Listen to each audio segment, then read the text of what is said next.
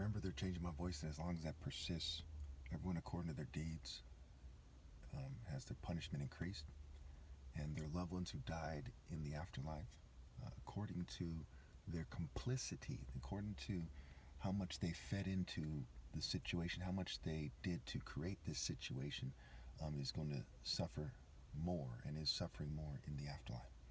I'm sure we can all agree that is fair. And before I drastically increased their punishment for what has happened in recent events, the harassment that occurred this morning, them doing something to my food to keep me from being able to eat my breakfast, and so on and so forth, knowing that it was on my schedule to make this video, I'll give people 2 hours to present their arguments why they think their loved ones shouldn't be punished more in the afterlife for what they're doing. Okay, for those of you who are confused about why I'm doing this, why I don't just forgive them, okay, because Christ comes to bring a fire, comes to bring a sword in your own story, and the idea is superimposed on me. Let's get into Isaiah 52 and help you understand that. You should understand that already in this series. If you don't understand why I'm Christ already, start over in this series and take notes. All right, Isaiah 52. The Lord will lay bare his holy arm in the sight of all the nations, and all the ends of the earth will see the salvation of our God. Okay, so just like in 1 Samuel 17, where David said to Goliath, "This day I'll strike you down and cut off your head, and the whole world will know that there's a God in Israel." Okay, so God sends me and to reveal myself, okay, to anyone who's paying attention, okay, in the sight of all the nations, which refers to, he with an eye, let him see. Blessed are the pure in heart, for they will see God. So anybody, in the nations, in the afterlife, which is what it refers to first and foremost, is aware of what's going on. Depart, depart, go out from there, touch no unclean thing, come out from it and be pure, you who carry the articles of the Lord's house. But you will not leave in haste or go in flight, for the Lord will go before you. The God of Israel will be your rear guard. Okay, so this part is a bit confusing. It's a little out of context, but it shows you that, just like in Revelation 18, it says, come out of the wicked system, okay, and that God is going to go before you and be your rear guard. So when Jesus was crucified, okay, he had shown them what to do. He said, pick up your cross and follow me, okay, and again, people are supposed to accept being screened out with me, especially if they're screened out before me. So Christ in the story who gets crucified, and I'm Christ come back, okay, as some people pointed out, he came the first time as a savior and the second time as a warrior, which is not, it is really both and both, but it's which traits are emphasized more. Emphasized more as a warrior, demanding that you obey God. The gospel's been preached to the whole world. There's no more excuse.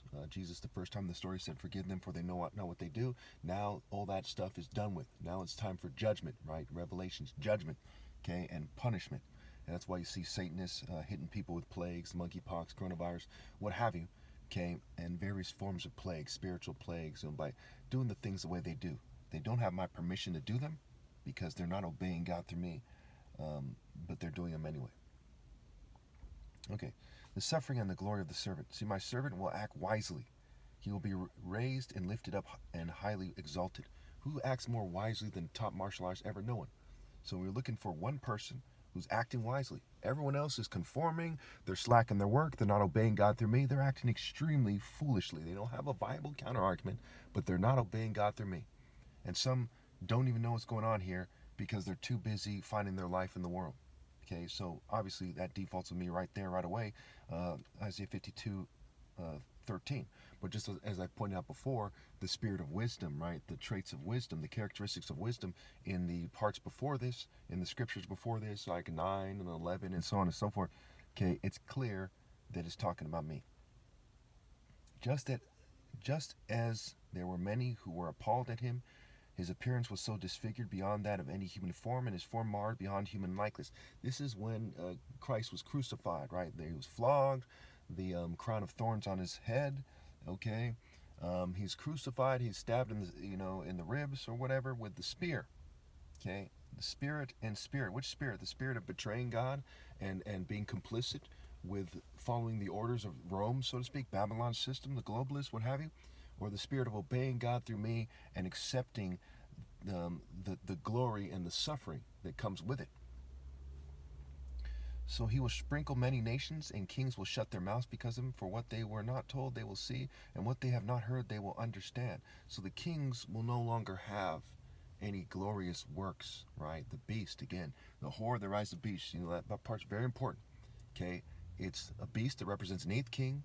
Okay, it's 7 heads on the beast that represents 7 kings and 7 hells, and 10 horns that represent 10 kings and 10 kingdoms. Okay, the kings of the earth are beasts that are carrying away the prostitute, and they will mourn in Revelation and stand far off and watch the prostitute suffer before they are thrown into the lake of fire. The beast and the false prophet, okay, the devil, okay, all those who rebel are thrown in the lake of fire, and the smoke from their torment rises forever and ever. Okay, Isaiah 53. Who has believed our message, and to whom has the arm of the Lord been revealed? Okay, whom has revealed? Who has believed, right? They just finished saying the whole world will see. And they say, well, who sees it? Okay? And it's those who have purified their heart. Matthew 5. Blessed are the pure in heart, for they will see God. He who has an eye, let him see. He who has an ear, let him hear. It says in Isaiah, in one of these chapters, it says that God orders that people who don't obey him, okay, are made blind and deaf.